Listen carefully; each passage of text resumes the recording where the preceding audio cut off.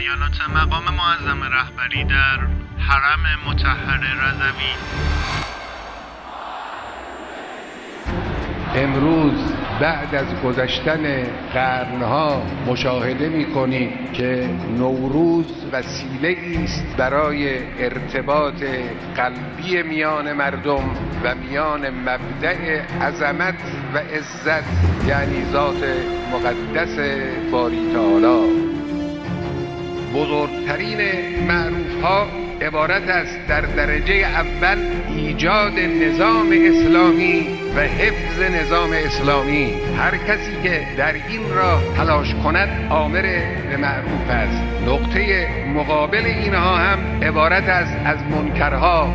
ابتذال اخلاقی منکر است، کمک به دشمنان اسلام منکر است، تضعیف نظام اسلامی منکر است، تضعیف فرهنگ اسلامی منکر است، تضعیف اقتصاد جامعه، تضعیف علم و فناوری منکر است. از این منکرها باید نهی کرد.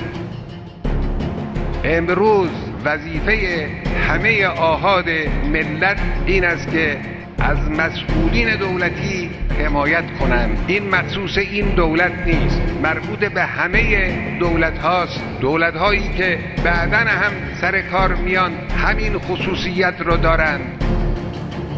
هر دولتی البته منتقدینی دارد. دولت‌های قبلی هم هر کدامی انتقاد کنندگانی داشتند.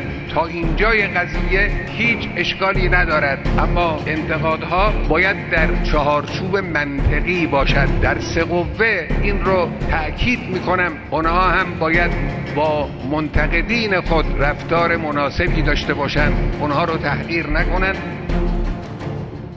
یکی از بزرگترین چالش‌های کشور امروز مسئله اقتصاد ملی است.